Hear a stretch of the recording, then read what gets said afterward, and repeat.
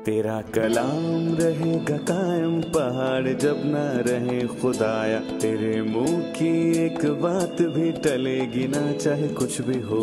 तेरी मान दिए है जिंदा सोने से भी कीमती, मेरा दिल ये दे गवाही है ये किताब अज़ीम। नाज़िल करे अपना कलाम, शिकस्ता दिलों को सुकून मिले, तारीकी दूर हो मेरी राहें रोशन कर। दिल अपना कलाम कसरत से ए खुदा बदल दे, रिहाई दे कसरत से फल मिलाओ, कलाम रहेगा कायम पहाड़। अजीज नाजरीन, मैं अयाद ज़रीफ आप तमाम देखने वालों को हमारे रोज के बाइबली मुतालियाती प्रोग्राम की नई किस्त में खुशामदीद कहता हूँ। नाजरीन, अभी हम दानियल की किताब का मुताला कर रहे हैं और ये पुराने अहदनामे के बड़े अंबिया में से एक है और हम इस किताब के 11वें बाब पर पहुंच चुके हैं और आज हम शुमाली और जनूबी बादशाह के दरमियान मुकाबले के बारे में बात करेंगे। तारीखी लिहाज से ये शुमाली और जनूबी बादशाह कौन हैं और मुस्तकबिल में कौन होंगे, यही हम आज की किस्त में सीखेंगे। प्रोग्राम का बाकायदा आगाज करने से पहले मैं भाई यूसुफ का खैर मकदम करूंगा। खुशामदीद भाई यूसुफ। शुक्रिया भाई। और स्टूडियो में आए दीगर मेहमानों को भी खुशामदीद। नाजरीन, हम एक छोटे से वक्फे के बाद मुताले का बाकायदा आगाज करेंगे।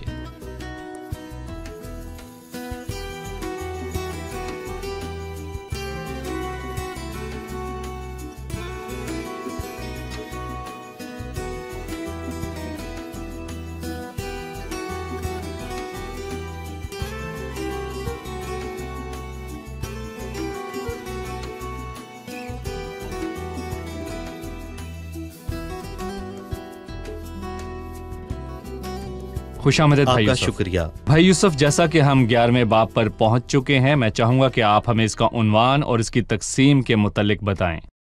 देखें भाई, मैं कहना चाहूंगा कि दानियल के 10वें, 11वें और 12वें बाब में एक ही रोया है और हमने सही 10वें बाब का मुताला मुकम्मल किया और ये उसी गुफ्तगू का तारुफ है जिसे हम इस किताब के आखिर तक जारी रखेंगे। और दानियल का 10वां, 11वां और फिर 12वां बाब एक दूसरे से जुड़ा है। और इसके साथ ही मैं ये बताना चाहूंगा कि 11वें बाब की पहली आयत का ताल्लुक पिछले बाब की आखिरी आयत से है। सही। यहाँ दारा बादशाह के पहले साल में नई रोया का बयान हुआ। लिखा है कि मैं ही उसको, यानी मुतकल्लम वही है जो 10वें बाब के आखिर में था, और फिर उसने कहा कि दारा मादी की सल्तनत के पहले साल में मैं ही उसको कायम रखने और तकवीयत देने को खड़ा हुआ। और फिर फरिश्ते ने भी तस्दीक की कि उसी ने दारा मादी को सही तकवीयत दी। और दूसरी आयत से लिखा है, यहाँ पर 3 मरकजी ख्यालात हैं। यहाँ पर 2 से लेकर 35वीं आयत में तारीखी ख्यालात हैं जो 2 अहदनामों के दरमियान वकू पजीर हुए और उनको समझना बहुत ही अहम है। दर हकीकत मैं कहूँगा कि नाकदीन इस हिस्से पर बहुत हैरान हुए। सही। क्योंकि इसमें बहुत बारीकी से उन मामलात पर बात हुई जो कि 300 साल कबलज मसीह और उसके बाद हुए, और दानियल ने 600 साल कबलज मसीह ही उनको बयान किया। और इस सब से 300 साल पहले वो लोग ये सब भूल जाते हैं कि दानियल और सब मुकद्दस लोगों ने ये कलाम पाक रूह की तहरीक से लिखा। और मैं कहूँगा कि खुदा सब जानता है। सही। और 2 ता 35 आयत में आखिरी जमाने के वाकयात का तस्करा हुआ, और 36 से 39 आयत इसमें उसने शरीर किरदार का जिक्र किया। ये झूठे नबी के नाम से जाना जाता था। और लिखा है कि बादशाह अपनी मर्जी के मुताबिक चलेगा। और फिर 40वीं आयत से लेकर बाब के आखिर तक 45वीं आयत से उसने शुमाली बादशाह और उसके तमाम शरीरों के मुतल्लिक वाज़े लिखा कि उन सब का खात्मा कैसे होगा। इस बाब में हम उन तारीखी वाक़यात को देखेंगे जो 2 अहदनामों के बीच हुए। यह मुकाशफा के ना होने का दौर है। 397 कबल अज़ मसीह से लेकर मसीह की पैदाइश या मसीह से पहले यूहन्ना बपतिस्मा देने वाले तक। फिर इसके बाद झूठे नबी और शुमाली बादशाह के मुतल्लिक बात हुई। जी। अब मैं इस बाब की पहली आयत से पढ़ना चाहूंगा। और दारा मादी की सल्तनत के पहले साल में मैं ही उसको कायम करने और तकवीयत देने को खड़ा हुआ, اور اب میں تجھ کو حقیقت بتاتا ہوں، فارس میں ابھی تک 3 بادشاہ اور برپا ہوں گے، اور چوتھا ان سب سے زیادہ دولت مند ہوگا، اور جب وہ اپنی دولت سے تقویت پائے گا تو سب کو یونان کی سلطنت کے خلاف ابھارے گا، لیکن ایک زبردست بادشاہ برپا ہوگا جو بڑے تسلط سے حکمران ہوگا اور جو کچھ چاہے گا کرے گا، اور اس کے برپا ہوتے ہی اس کی سلطنت کو زوال آئے گا اور آسمانوں کی چاروں ہواؤں کے اطراف پر تقسیم ہو جائے گی، لیکن نہ اس کی نسل کو ملے گی اور نہ اس کا سا اقبال باقی رہے گا، بلکہ وہ سلطنت جڑ سے اکھڑ جائے گی اور غیروں کے لیے ہوگی، اور شاہ جنوب زور پکڑے گا اور اس کے عمرہ میں سے ایک اس سے زیادہ اقتدار و اختیار حاصل کرے گا اور اس کی سلطنت بہت بڑی ہوگی، اور چند سال کے بعد وہ آپس میں میل کریں گے، کیونکہ شاہ جنوب کی بیٹی شاہ شمال کے پاس آئے گی تاکہ اتحاد قائم ہو، لیکن اس میں قوت بازو نہ رہے گی، اور نہ وہ بادشاہ قائم رہے گا نہ اس کا اقتدار، بلکہ ان ایام میں وہ اپنے باپ اور اپنے لانے والوں کو تقویت دینے والے سمیت ترک کی جائے گی، لیکن اس کی جڑوں کی ایک شاخ سے ایک شخص اس کی جگہ برپا ہوگا، وہ سپہ سالار ہو کر شاہ شمال کے قلعہ میں داخل ہوگا اور ان پر حملہ کرے گا اور غالب آئے گا، اور ان کے بتوں اور ڈھالی ہوئی مورتوں کو سونے چاندی کے قیمتی ظروف سمیت اسیر کر کے مصر کو لے جائے گا، اور چند سال تک شاہ شمال سے دستبردار رہے گا، پھر وہ شاہ جنوب کی مملکت میں داخل ہوگا پر اپنے ملک کو واپس جائے گا۔ بھائی یوسف، آپ نے بتایا کہ 35ویں آیت تک ان تاریخی واقعات کا ذکر ہوا جو عہد ناموں کے درمیان ہوا، اور ان کا آغاز 397 سال قبل از مسیح میں ہوا۔ یہ 3 بادشاہ کون ہیں؟ چوتھا بادشاہ کون ہوگا؟ شاہ شمال اور شاہ جنوب کے بارے میں بتائیں۔ ہم نے 300 سال کا خلاصہ پڑھا اور ناقدین اسی بات پر حیران ہیں، اور وہ کلام مقدس کے اس شاندار بیان پر حیران ہیں۔ اس میں زبردست طور پر بڑے واقعات کا ذکر ہوا، اور میں نہیں جانتا کہ میں کہاں سے شروع کروں۔ میں دوسری آیت سے پڑھوں گا۔ فارس میں ابھی تک 3 بادشاہ برپا ہوں گے اور چوتھا سب سے زیادہ دولت مند ہوگا۔ یہ 3 بادشاہ بادشاہ کمبیز، سمریز اور دارا بادشاہ ہیں، اور ان کے متعلق عزرا کی کتاب کے 4 باب کی 6، 7ویں اور پھر 24ویں آیت میں لکھا ہے کہ چوتھا ان سب میں سے زیادہ دولت مند ہوگا، اور آستر کی کتاب میں اکسوریس بادشاہ کا بھی ذکر ہم واضح طور پر دیکھ سکتے ہیں۔ یہ بادشاہ اپنے وقت اور دولت کے سبب سے یونان کی حکومت کو ابھارے گا، اور میں کہوں گا یہ اس کی بڑی غلطی ہوگی۔ اس نے ان کو ابھارا اور اس نے یونانی سلطنت کو شکست دی، لیکن یونان نے اس کو معاف نہ کیا، اس نے اور جنگ کی بنیاد رکھی گئی۔ اور اس باب میں ہم دنیا پر ہونے والے ظلم کے بارے میں پڑھتے ہیں، اور یہ جنگیں پھر کبھی نہ رکیں، کیونکہ ایک نے دوسرے کو شکست دی اور پھر دوسرے نے اس کا بدلہ لیا، اور پھر اسی طرح یہ جنگیں چلتی رہیں۔ اور یہی نہیں بلکہ میں کہوں گا کہ آج بھی ایسا ہی ہو رہا ہے۔ اور چوتھا ان سب سے زیادہ دولت مند ہوگا، وہ سب کو یونان کی سلطنت کے خلاف ابھارے گا، لیکن ایک زبردست بادشاہ برپا ہوگا جو کہ یقینی طور پر سکندر اعظم ہے۔ وہ اچانک برپا ہوا اور فارسیوں پر اس نے حکومت کی، لیکن ایک زبردست بادشاہ برپا ہوگا جو بڑے تسلط سے حکمران ہوگا، اور جو کچھ وہ چاہے گا وہ کرے گا۔ اور اس نبوت کی دستکاری پر غور کریں۔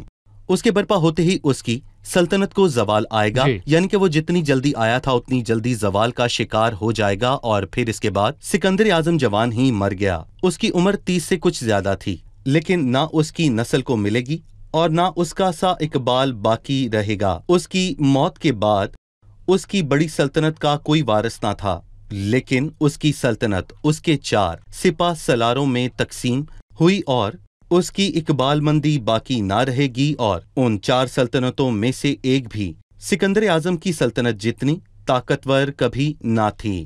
اور اس کے بعد شاہ شمال اور شاہ جنوب پر غور کیا، اور میں کہتا ہوں کہ 4 میں سے 2 یعنی سکندر اعظم کی سلطنت 4 سلطنتوں میں تقسیم ہوئی۔ یہاں پر ان 4 سلطنتوں میں سے صرف 2 پر غور کیا گیا، یہ شاہ جنوب اور شاہ شمال ہے۔ جی ہاں، بالکل، میں ان 4 بادشاہوں کے نام بتاؤں گا۔ یونان کی سلطنت کا بادشاہ کسندر اور ترکی کا بادشاہ لیساخس بنا، اور اسور اور عراق سلوکس نے لیا، اور مصر کا بادشاہ بطالموس بنا، اور تاریخ میں یہ سب کچھ واضح طور پر جی۔ درج کیا گیا ہے، سب لکھا ہے۔ سلوک جو اسور اور عراق کا بادشاہ بنا وہی شاہ شمال ہے، یہ اسرائیل کے شمال میں ہے۔ بیلموس نے مصر کو لیا، یہ شاہ جنوب ہے۔ یہاں پر بیان ہوا کہ شاہ شمال اور شاہ جنوب کے بیچ میں جنگ ہوگی۔ بالکل، اس نے باقی 2 سلطنتوں کی بات کیوں نہیں کی؟ دراصل اسے شاہ شمال اور جنوب کی فکر نہ تھی، بلکہ ان کی جو ان کے درمیان موجود تھے۔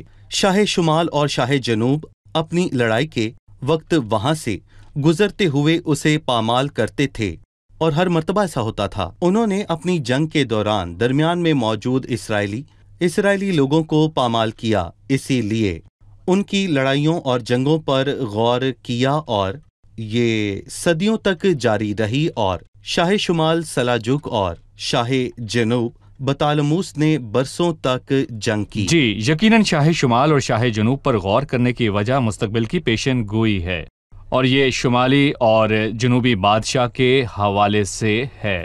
ٹھیک ہے، ابھی ہم ایک رپورٹ دیکھیں گے، اس کے بعد مطالعے میں آگے بڑھیں گے۔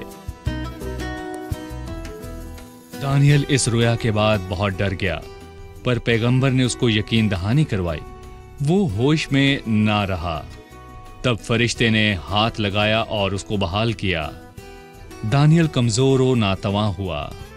فرشتے کے الفاظ سے اس کو تقویت ملی۔ عزیز بھائیو، خداوند ہمارے زخم کو اچھا کرنے، مصیبت میں اطمینان بخشنے اور کمزوری میں تقویت بخشنے کے لائق ہے۔ دانیل کی طرح خدا ہماری بھی مدد کرے گا۔ 11ویں باب کی 6 آیت میں لکھا ہے، اور چند سال کے بعد وہ آپس میں میل کریں گے، کیونکہ شاہ جنوب کی بیٹی شاہ شمال کے پاس آئے گی تاکہ اتحاد قائم ہو۔ شاہ جنوب کی بیٹی کے کیا معنی ہے؟ بھائی یوسف، ان ناموں کے بارے میں بیان کریں۔ ہم شاہ شمال اور شاہ جنوب کے متعلق جانتے ہیں۔ تاریخی طور پر یہ 2 عہد ناموں کے درمیان کے عرصے میں شاہ جنوب کی بیٹی کون تھی؟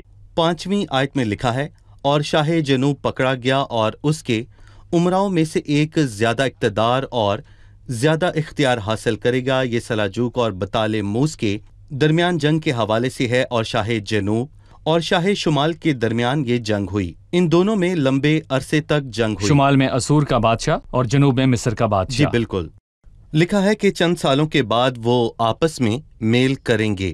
ان دونوں بادشاہوں کا اتحاد کیسے ہوا؟ کیونکہ شاہ جنوب کی بیٹی شاہ شمال کے پاس آئے گی تاکہ اتحاد قائم ہو، اور یہ بیعت سیاسی مفاد کے لیے ہوا۔ جی۔ اور آج بھی یہ دیکھنے کو ملتا ہے، سیاسی مفاد کے لیے شادیاں کی جاتی ہیں۔ شاہ جنوب کی بیٹی برنیس کی شادی شاہ شمال سے ہوئی تاکہ اتحاد ہو، اور شاہ شمال سلوخس نے اپنی بیوی لودکیا کو طلاق دی اور شاہ جنوب کی بیٹی سے شادی کی۔ مطلب کہ اس نے اپنی بیوی کو چھوڑا اور شاہ جنوب کی بیٹی سے شادی کی، پر یہ شادی نہ چل سکی، لیکن اس میں قوت بازو نہ رہے گی، سو اس نے اپنی نئی بیوی سے بھی رشتہ توڑ لیا، اور وہ اپنی پرانی بیوی لودکیا کے پاس گیا، اور اس نے اسے زہر دے کر قتل کیا، اور موقع ملنے پر اس نے برنیس اور اس کے بیٹے کو بھی قتل کر دیا۔ سو یوں سلطنت اس کی ہوئی۔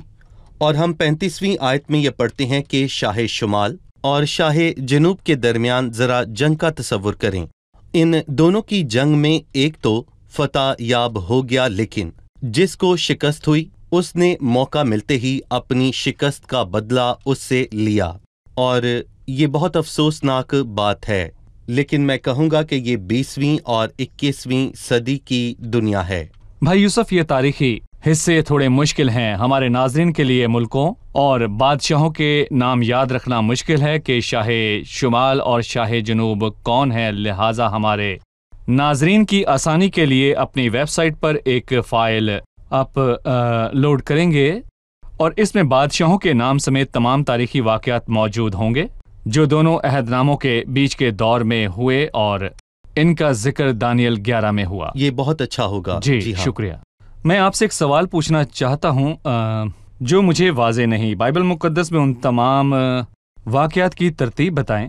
جیسا کہ اس باب کے شروع میں آپ نے بتایا کہ مغرب سے یونان مشرق کی طرف بڑھے گا تاکہ ان کو تباہ کرے۔ فارس مشرقی اور یونان مغربی سلطنت ہے۔ بائبل مقدس میں کس جگہ مغرب کی حرکت مشرق کی طرف ہوئی تاکہ اس کو شکست دے؟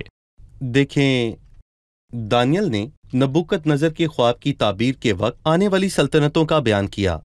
پہلی سلطنت بابل اور پھر فارس، تیسری یونانی اور آخر میں رومی سلطنت ہے۔ وہ مشرق سے مغرب کی طرف بڑھتا تاکہ پرانی پیشن گوئی پوری ہو، اور یہاں پر دو سلطنتوں کا ذکر ہوا۔ اس نے بابل اور رومی سلطنت کا ذکر نہیں کیا۔ اس نے اس حصے میں فارسی اور یونانی سلطنت پر غور کیا، دوسری اور تیسری سلطنت پر زور دیا اور دوسرے الفاظوں میں ایشیا سے پورے یورپ کی تبدیلی کا بیان کیا۔ اور بھائی ایاد، میں یہاں پر یہ کہنا چاہوں گا کہ بائبل کی یہ سب سے پرانی پیشن گوئی ہے جو کہ ہمیں پیدائش کے 9ویں باب میں واضح طور پر نظر آتی ہے۔ اور یہاں پر بائبل مقدس فرماتی ہے، پھر کہا خداوند سم کا خدا مبارک ہو اور کینان سم کا غلام ہو، اور اس نے کینان پر لعنت کی، کینان ملعون ہوا۔ لکھا ہے وہ اپنے بھائیوں کے غلاموں کا غلام ہوگا۔ کینان کی اولاد افریقہ کے علاقوں میں بسی، اور وہ سالوں تک غلامی کرتے رہے جب تک کہ وہ آزاد نہ ہوئے۔ خداوند سم کا خدا مبارک ہو اور کینان سم کا غلام ہو۔ اور غور کریں کہ تمام انبیاء اور مکاشفہ کے تحریر کرنے والے سب سم کی اولاد ہیں۔ لکھا ہے خداوند سم کا خدا مبارک ہو۔ اس کے بعد کہا کہ خدا یافت کو پھیلائے کہ وہ سم کے ڈیروں میں رہے اور کینان اس کا غلام ہو۔ یہ پیشن گوئی کب پوری ہوئی؟ خدا یافت کو پھیلائے کہ وہ سم کے ڈیروں میں بسے۔ اس باب میں یورپ یافت ہے اور سم ایشیا ہے، اور اس باب میں سوریس نے سب سے بڑی غلطی کی، اور وہ غلطی یہ تھی کہ اس نے سب کو یونان کے خلاف ابھارا، اور یہ اس کی غلطی تھی۔ مطلب مشرق نے مغرب سے جنگ کی، اس وقت سے یورپ یہاں پر داخل ہوا، اور آج وہ ایک بڑی طاقت ہے۔ یوں نوح کے ایام سے کوئی پیشن گوئی پوری نہ ہوئی۔ اس نے یہ پیشن گوئی کب کی تھی؟ اس نے یہ پیشن گوئی تب کی تھی جب وہ طوفان نوح کے بعد اپنی کشتی سے باہر نکلا تو اس نے پیشن گوئی کی۔ جیسے پچھلے باب میں فرشتے نے کہا، جو کچھ سچائی کی کتاب میں لکھا ہے تجھے بتاتا ہوں۔ کلام مقدس خدا کی کتاب ہے، اس میں لکھی ہر ایک بات حق اور سچ ہے، یہ سچائی کا کلام ہے۔ بھائی یوسف، میں چاہتا ہوں کہ آپ 10ویں اور 11ویں آیت پر اپنی رائے دیں۔ لیکن اس کے بیٹے برانگیختہ ہوں گے جو بڑا لشکر جمع کریں گے، اور وہ چڑھائی کر کے پھیلیں گے اور گزر جائیں گے، اور وہ لوٹ کر اس کے قلعہ تک لڑیں گے، اور شاہ شمال غضبناک ہو کر نکلے گا اور شاہ شمال سے جنگ کرے گا، اور وہ بڑا لشکر لے کر آئے گا، اور وہ بڑا لشکر اس کے حوالے کر دیا جائے گا۔ جی، ان فریقین کی لڑائی کے بارے میں ہمیں آپ تفصیلاً بتائیں۔ در حقیقت مجھے اپنے ناظرین پر ترس آتا ہے۔ 35ویں آیت تک یہ واقعات اسی طرح ہوتے رہیں گے، یہ کیا طریقہ ہے؟ اور 8ویں آیت میں شاہ جنوب نے شاہ شمال کے ساتھ لڑائی کی، وہ اپنی بہن کے قاتل پر غضبناک ہوا، اور اس نے اپنی بہن برنیکی کے قتل کا بدلہ لدوکیا کی جان لے کر لیا، اور ان کے بتوں اور ڈھالی ہوئی مورتوں کو سونے چاندی کے قیمتی ظروفوں سمیت اسیر کر کے مصر کو لے جائے گا، اور چند سال تک شاہ شمال سے دستبردار رہے گا۔ پر شاہ شمال بدلہ لے گا، لیکن اس کے بیٹے برانگیختہ ہوں گے جو بڑا لشکر جمع کریں گے۔ شاہ شمال نے شاہ جنوب سے بدلہ لینے کے لیے جنگ کی، اور شاہ جنوب غضبناک ہو کر نکلے گا اور شاہ شمال سے جنگ کرے گا۔ اور در حقیقت میں نے تاریخی طور پر اس کو نہایت درست پایا۔ میں ناظرین کو یہی کہوں گا کہ شاہ شمال اور شاہ جنوب لڑتے رہے، اور ان کے درمیان کچھ یوں چلتا رہتا کہ جب کوئی فتح مند ہوتا تو دوسرا اس کا بدلہ لینے کے لیے طاق میں رہتا، اور میں کہوں گا کہ ان کی جنگ اسی طرح جاری رہتی تھی۔ ان دونوں کی جنگ تو ایسے ہی جاری رہی، پر میں یہاں پر کہنا چاہوں گا کہ آج کی دنیا میں بھی یہی کچھ ہوتا ہے۔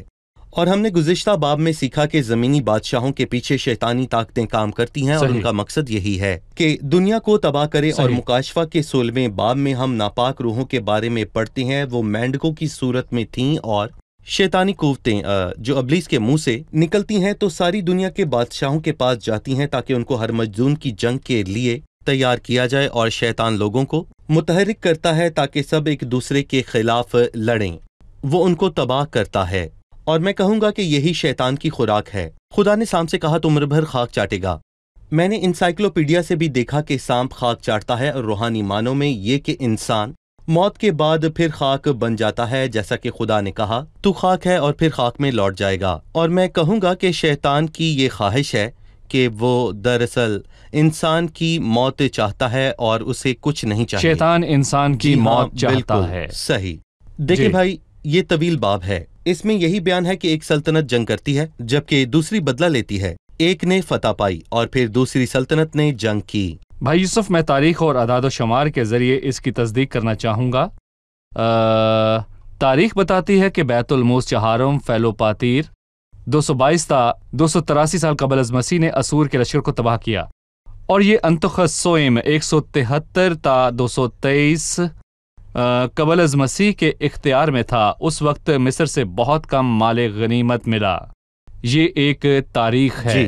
13 बरस बाद शुमाली बादशाह अंतुखस ने दोबारा से लश्कर तैयार किया और फ़लस्तीन पर काबिज हुआ। उसने 12 कोशिशों के बाद मिस्र के बैतुल मूस के हाथों से फ़लस्तीन को छीन लिया और जनूब में गजा तक अपना इख्तियार कायम किया।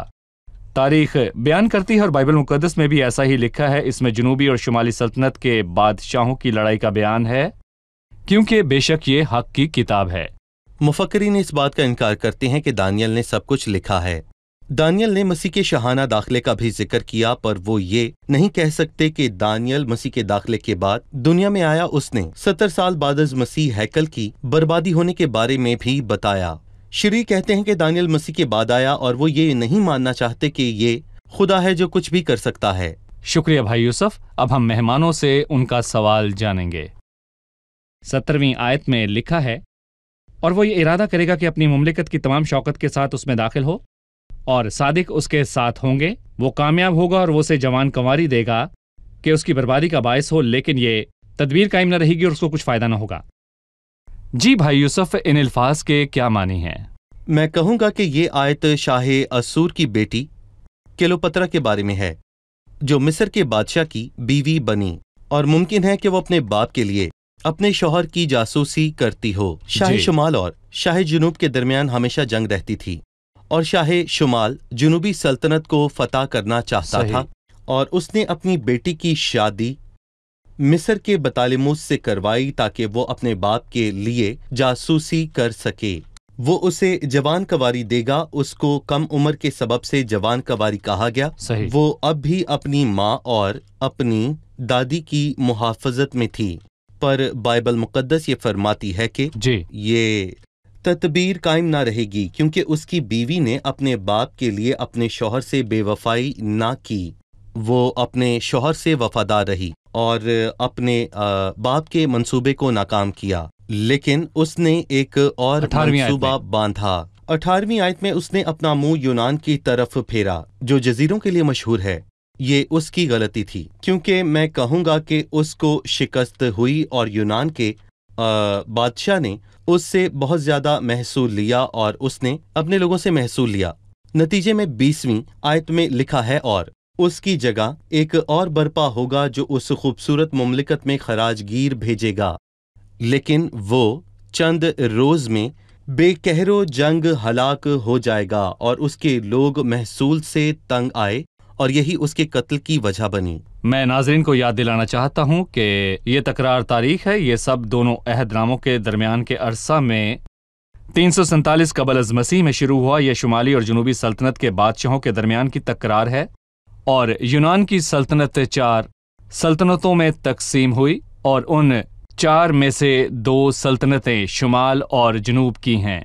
इन वाक़यात का बयान इसलिए हुआ कि हमें यकीन दहानी हो जाए कि बाइबल मुक़द्दस में बयान तमाम की तमाम पेशन गोइयाँ लफ्ज़ ब लफ्ज़ पूरी हुई, और यही सच है। भाई यूसुफ, हम आने वाली किस्त में मुस्तकबिल के बारे में बात करेंगे। ये सब पूरा हुआ और मुस्तकबिल में भी ये सब पूरा होगा।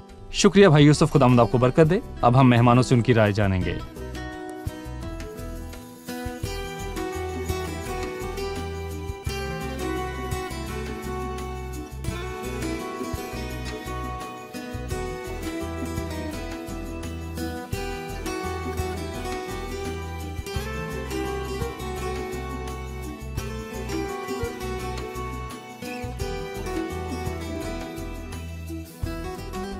آپ تیار ہیں؟ 11ویں باب کی دوسری آیت میں لکھا ہے فارس میں 3 بادشاہ برپا ہوں گے اور چوتھا ان سے زیادہ دولت مند ہوگا. کوئی ہمیں ان 4 بادشاہوں کے بارے میں بتا سکتا ہے؟ کمبیس، سمردس، دارا اور اکسویرس. یہ واقعات ہو چکے ہیں یا مستقبل میں ہوں گے؟ یہ ہو چکے ہیں. یہ واقعات کب ہوئے؟ 2 عہد ناموں کے بیچ. 2 عہد ناموں کے بیچ جب کوئی پیشن گوئی نہ ہوئی. جی بھائی یوسف. جی، فارسی سلطنت کے آخر میں. ٹھیک ہے. جیسا کہ ہم نے پڑھا اس نے شاہ شمال اور شاہ جنوب کی بیچ کی لڑائی کا تذکرہ کیا. شاہ شمال اور شاہ جنوب کون ہے یہ بتائیے؟ شاہ شمال اسور کا بادشاہ اور شاہ جنوب مصر کا بادشاہ ہے. شمال سے مراد اسرائیل کے شمال میں اور جنوب یعنی اسرائیل کے جنوب کی سلطنت. جی بھائی. شمال میں سلاجوق اور جنوب میں بطالیموس تھا. 2 عہد ناموں کے عرصے کے دوران یونان کی سلطنت 4 میں تقسیم ہوئی. یہ ان 4 میں سے 2 سلطنتیں ہیں. جی ٹھیک ہے. شکریہ. آپ سب کا شکریہ بھائی یوسف. آپ کا بھی شکریہ. عزیز ناظرین، آج کی قسط میں ہم نے دانیل 11ویں باب کا مطالعہ کیا. یہ سال 397 قبل از مسیح میں 2 عہد ناموں کے درمیان ہونے والے واقعات ہیں اور سلطنت کی تاریخ اس بات کی گواہی دیتی ہے کہ یہ سب واقعات ایسے ہی ہوئے کیونکہ خدا کے کلام میں اس کی پیشن گوئی موجود ہے. خدا سب باتوں سے واقف ہے. ہر شے پر اس کا اختیار ہے. وہ سب کچھ اپنی مرضی کے مطابق کرتا ہے. عزیزو، خدا ان کے فضل سے اگلی قسط میں ہم 11ویں باب کی 20ویں آیت سے 39ویں آیت تک مطالعہ کریں گے اور سب تاریخی واقعات کے بارے میں بات کریں گے جو 2 عہد ناموں کے بیچ کے اس عرصے میں وقوع پذیر ہوئے خداوند یسوع مسیح کے مجسم ہونے سے پہلے. اور میں بے صبری سے اگلی قسط کے انتظار میں ہوں اور یقیناً آپ بھی ہمارے ساتھ شامل ہوں گے. اگلی قسط میں آپ سے پھر ملاقات ہوگی. خداوند آپ سب کو برکت دے.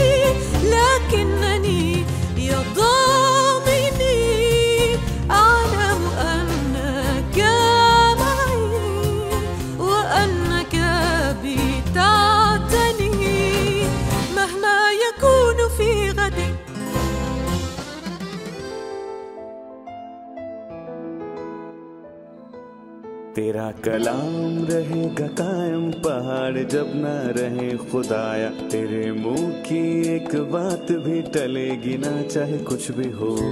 تیری مان دیے ہے زندہ سونے سے بھی قیمتی. میرا دل یہ دے گواہی ہے یہ کتاب عظیم. نازل کرے اپنا کلام شکستہ دلوں کو سکون ملے. تاریکی دور ہو میری راہیں روشن کر. دل اپنا کلام کثرت سے اے خدا بدل دے.